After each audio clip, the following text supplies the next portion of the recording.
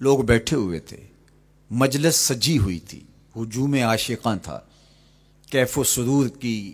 چھم چھم برکھا برس رہی تھی،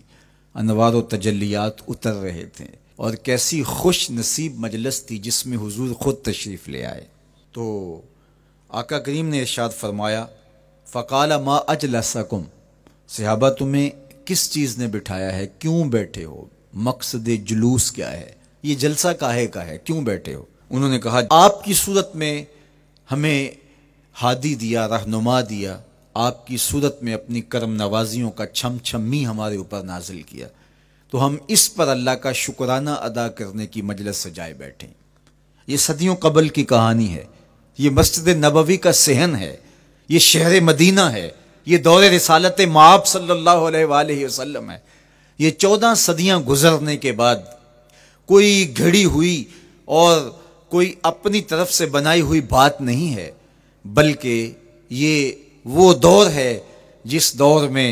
ان کا فیض عام تھا اور ان کے انوار کی مہک اور چمک سے زمانہ معطر اور روشن ہوتا تھا۔ اب جب یہ بات حضور نے سنی تو آقا کریم نے ان سے جو سوال کیا وہ سنیے۔ قالا اللہ ما اجلسکم الا ذالک، اس پر تم اللہ کی قسم اٹھاتے ہو تم اسی لیے بیٹھے ہوئے ہو؟ تو انہوں نے کہا ہاں ہم اسی لیے بیٹھے ہوئے، ہمارے بیٹھنے کا کوئی اور مقصود نہیں۔ فرمایا میں نے تم سے جو حلف لیا ہے، قسم تم سے اٹھوائی ہے، تو یہ کسی تہمت کی بنیاد پر نہیں، تمہارے قول کی صداقت پر مجھے کوئی شک نہیں گزرا تھا کہ میں نے قسم سے تصدیق کی ہو، بلکہ ماجرا کچھ یہ تھا، تم یہاں بیٹھے تھے، میں حجرے میں تھا، جبریل امین حاضر خدمت ہوئے، فاخبرنی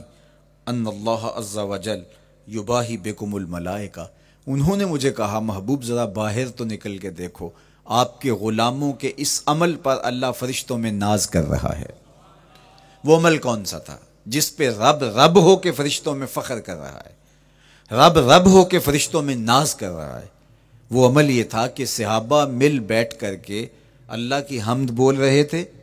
اللہ سے دعائیں مانگ رہے تھے، اللہ کا شکر بجا لا رہے تھے، کس بات پر؟ کہ اس نے ہدایت اسلام عطا کی اور محمد عربی کی شکل میں ہادی و رہنما عطا کیا، اس پر وہ اللہ کا شکرانہ ادا کر رہے تھے۔ تو اس پر جبریل امین نے آ کر کے حضور علیہ السلام کو بشارت دی اور اللہ کا پیغام سنایا کہ محبوب ذرا باہر تو نکل کے دیکھو، حجرہ انور سے باہر تو قدم رکھو، آپ کے صحابہ مسجد کے صحن میں بیٹھ کر کے اللہ کی اس نعمت کا جو آپ کی شکل میں انہیں عطا کی گئی شکرانہ ادا کر رہے ہیں۔ اللہ اکبر، اللہ کی رحمتوں سے کوئی بعید نہیں کہ آج کی مجلس قبول کر لی جائے اور اللہ فرشتوں سے کہے دیکھو صدیاں بیت گئیں، یہ آج بھی بیٹھ کے اس نعمت کا شکرانہ ادا کر رہے ہیں، تم گواہ ہو جاؤ میں نے اپنے بندوں کی مغفرت فرما دی اور میرا اور آپ کا کام بن جائے، میری اور آپ کی جستجو کامیاب ہو جائے، میرا اور آپ کا بیٹھنا بامقصد ہو جائے،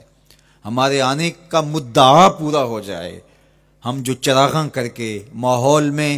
ایک خوبصورتی پیدا کر کے، ایک ظاہری جمال پیدا کر کے ہم حقیقی جمال کی تلاش میں نکلے ہیں، اس ظاہری روشنی کے اندر ہم باطن کی روشنی کو تلاش کرنے نکلے ہیں، ہو سکتا ہے کہ ہمارے دل اس نور سے مالا مال ہو جائیں۔ باقی جہاں تک حضور کی مدح و ستائش کی کہانی ہے، حضور علیہ السلام کی تعریف و توصیف کی بات ہے، تو یہ ایک رات کیا 12 حلقات نور کیا ساری زندگی بھی گزار دیں حق کے شکر پھر بھی ادا نہ ہو، اس لیے کہ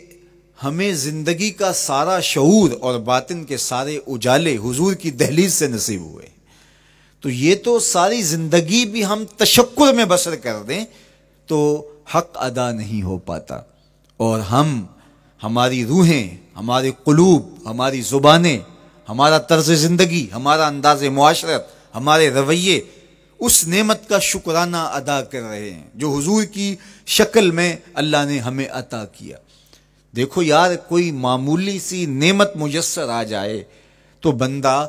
اس پر شکرانہ ادا کرتے نہیں تھکتا۔ اللہ تعالیٰ نے قرآن مجید میں انسان کے اس رویے اور اس مزاج کو بیان کیا، وَإِنَّا إِذَا أَذَقْنَا الْإِنسَانَ مِنَّا رَحْمَةً فَرِحَ بِهَا، یہ انسان کی ایک فطرت بیان کی گئی ہے کہ جب ہماری جانب سے اس کو کوئی رحمت ملتی ہے تو فرح بہا، تو وہ فرحت کا اظہار کرتا ہے. یہ انسانی طبع ہے، یہ انسانی فطرت ہے. اور اگر رحمت للعالمین نصیب ہو جائیں تو پھر کتنی مسرت ہوگی. تو یہ اللہ جل شانہ کی طرف سے عنایت ہے جو اہل ایمان کا مقسوم ہوتا ہے اور اللہ ان کو عطا فرماتا ہے.